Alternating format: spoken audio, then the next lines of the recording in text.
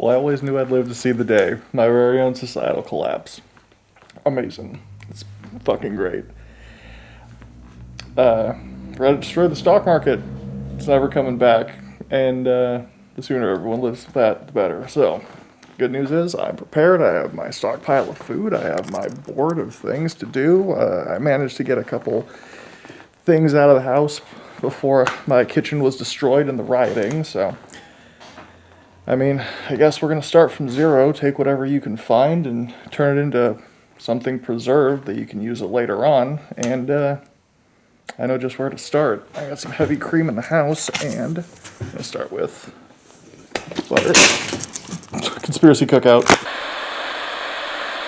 I'd like to start with how to make butter from scratch if you have the ingredients. Fortunately, the only ingredient you need is heavy cream. Add it to the mixing bowl and beat it on high for about an hour. Or whisk it if you want, I don't really care. The agitation of the whisk causes the butterfat to stick to itself and separate itself from the buttermilk, and this goes through many steps. First, you'll get whipped cream.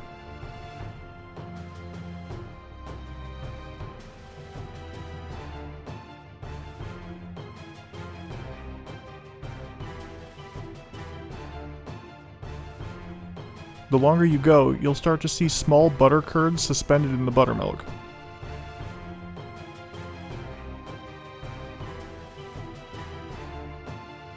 Eventually, you'll get a large clump of butter.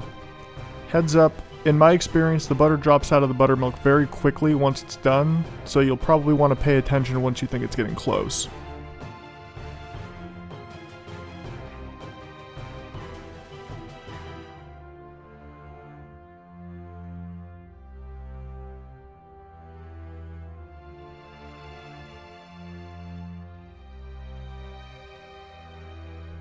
Once the butter is done, strain it out of the buttermilk and set the buttermilk aside for later use. Squeeze the butter with a towel to get out the excess buttermilk and start forming it in the shape that you want. You can roll it up into a log with wax paper, but I have these paddles to square it up and keep my warm hands off that cold butter. Once it's in the desired shape, wrap it in wax paper and you're done.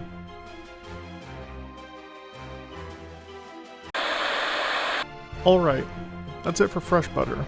Now let's see about preserving some of this butter and making it shelf stable. The easiest way to do this is to make ghee, which is just a type of clarified butter.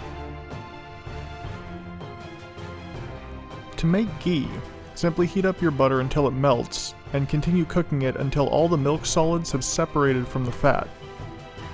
From what I understand, if you remove the milk solids before they have a chance to fry, you'll get clarified butter. However, if you allow the sugars and the milk solids to cook for a bit, you'll be left with ghee, which is what I want. Although, I may have overcooked this batch because it smells very strongly like toffee. Not that I mind. Strain out most of the milk solids, and then filter the ghee through a cheesecloth to catch most of the sediment as you put it into the jars. Allow it to cool before touching the jars, they will be very hot.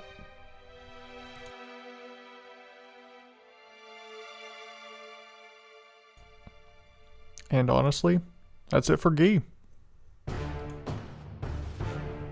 Lastly is butter powder, which I'm most apprehensive about because I've never used it before.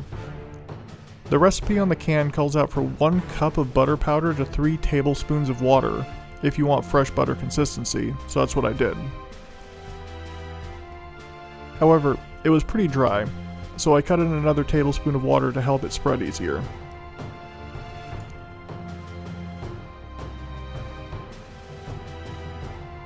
It's still kind of crumbly, but by wrapping it in wax paper and compressing it, I got it into a vaguely the shape of butter. I tried it on bread with a little bit of honey and it's not terrible. There is salt added, so that's good, but I can definitely see this being something you bake with over something you spread on toast or cook with. To illustrate this point, I broke out my skillet to see how they all comparatively melted. The fresh butter melted as normal butter does, with the milk solids frying in the fat and making a foam. The ghee also melted nicely, with the added benefit of all the milk solids already being cooked out of it. The butter powder, just kind of fried. Considering it's butter cut with powdered milk to make it dry, I'm not too surprised. Alright, that's probably enough about butter for now. Alright, now that we got butter, let's talk shelf stability. Obviously, butter powder is going to be your best bet at 25 years for an unopened can and like, I don't know, 10 years for an open can, but as you can see, it's not great for frying. It's probably good for baking, you know, things like that, but if you want that oil, ghee is definitely going to be your best bet. It's going to be shelf stable for a year, even longer if you put it in the fridge, if you have a fridge. But the best tasting, I don't know, I actually like the ghee. It's got a bit of a nutty flavor, kind of toffee, because I think I overcooked it, but that's fine. Creamery butter, hard to beat, but by itself, not so well, not so good. I think I'm gonna have to make some cornbread or something. This isn't gonna cut it. Alright, see you next time. Conspiracy Cookout.